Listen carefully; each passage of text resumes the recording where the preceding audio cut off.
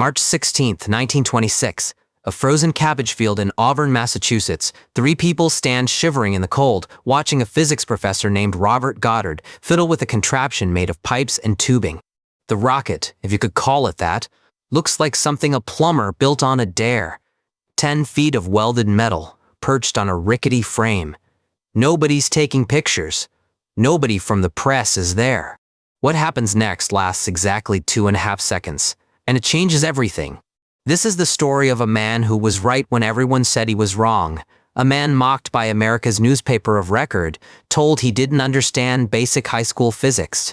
43 years later, that same newspaper would print a correction. On the day Apollo 11 launched for the moon, Robert Goddard never lived to see it. But every rocket that has ever left Earth's atmosphere, every astronaut, every satellite, every Mars rover carries his fingerprints. Robert Goddard was born in Worcester, Massachusetts in 1882. He was a sickly kid, missed a lot of school. His father tried to keep his mind occupied with gifts, a telescope, a microscope, a subscription to Scientific American. In 1898, when Robert was 16, he read H.G. Wells' War of the Worlds. Something about that story, about machines from another world, lit a fire in him that never went out. The next year, October 19th, 1899, Goddard climbed a cherry tree in his backyard. He was 17. He looked up at the sky and had what he later called a vision of a device that could reach Mars. He marked that date for the rest of his life. Every October 19th, no matter where he was or what he was doing, he'd stop and remember that moment in the tree. The day his life's work began. Goddard earned his physics degree from Worcester Polytechnic Institute, then his doctorate from Clark University. He became a professor, and he started building rockets in secret. In 1919, he published a paper through the Smithsonian Institution called A Method of Reaching Extreme Altitudes. It was serious science, solid math, revolutionary engineering. But the paper included one speculative section about the possibility of sending a rocket to the moon. The press got hold of it, and they had a field day. On January 13, 1920, the New York Times published an editorial. The headline mocked his ideas. But what they wrote in the body, that was something else entirely. The Times wrote that Professor Goddard does not know the relation of action to reaction and of the need to have something better than a vacuum against which to react. They said he lacked, and I'm quoting here, the knowledge ladled out daily in high schools. The nation's newspaper of record called the physics professor ignorant of basic Newtonian mechanics. The problem? The Times was completely wrong. Newton's third law, for every action there's an equal and opposite reaction, works exactly the same in a vacuum as it does in atmosphere. Actually, it works better. Rockets don't push against air, they push against their own exhaust. That's the whole point. The Times had embarrassed themselves, but they didn't know it yet. The ridicule stung. Goddard became intensely secretive about his work. He stopped talking to the press almost entirely. He retreated to his workshop and kept building. Here's the thing about Goddard. His idea wasn't just to make a better rocket. Every rocket before him used solid fuel, gunpowder basically. Light it and hope for the best. No control. No throttle. Goddard understood that liquid fuels were the key. Liquid oxygen. Gasoline. Pump them together, ignite them, and you get controllable thrust. You can throttle up, throttle down. Guide the rocket where you want it to go. Nobody had ever done it before. The engineering challenges were enormous. Liquid oxygen boils at -297 degrees Fahrenheit. Just keeping it cold enough to stay liquid was a nightmare. Goddard spent years solving problems nobody else was even thinking about. Fuel pumps, combustion chambers, guidance systems. Every piece had to be invented from scratch. By 1926, he was ready to test. He chose a farm in Auburn, Massachusetts owned by a relative. Specifically, he chose a cabbage patch far from any buildings. March 16, 1926. The temperature was near freezing. Goddard, his wife Esther, his colleague Percy Roop, and instrument maker Henry Sachs gathered around the launch frame. The rocket itself was 10 feet tall. It used gasoline and liquid oxygen for propellant, a combination that had never powered a rocket before. The fuel tank sat above the engine, not below. A design choice that looked strange but actually improved stability. At 2:30 in the afternoon, they lit the igniter. For a long moment, nothing happened. Goddard's notes describe vapor venting, then a sudden roar. The rocket rose. Slowly at first, then faster. It climbed 41 feet into the Massachusetts sky, traveling 184 feet downrange before crashing into the frozen field. Total flight time, 2.5 seconds. Average speed, 60 miles per hour. By any modern standard, it was pathetic, but it was also the most important 2.5 seconds in the history of spaceflight. Goddard wrote in his journal that night, "It looked almost magical as it rose, but no reporters were there to see it, no photographers, no newsreels." The first liquid-fueled rocket flight in human history went completely unreported. The man the New York Times had mocked just kept working, quietly, alone. Vindicated only in his own notes.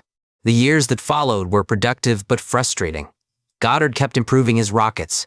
They flew higher, farther, longer. But America wasn't interested.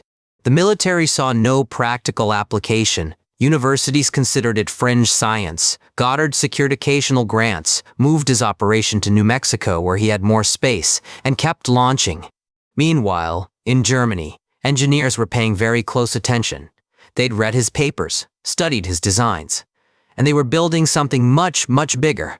The German V-2 rocket, the weapon that would terrorize London during World War II, borrowed heavily from Goddard's published work. Wernher von Braun, its chief designer, later acknowledged the debt.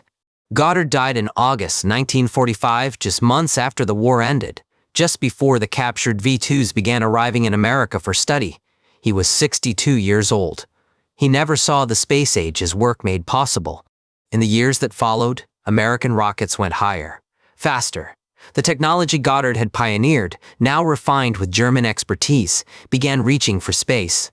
The space race began. Sputnik, Explorer, Mercury, Gemini, each mission built on foundations Goddard had laid in that Massachusetts cabbage field. And then came Apollo. July 16, 1969, the Saturn V rocket, the most powerful machine ever built, lifted off from Cape Kennedy, carrying 3 astronauts toward the moon.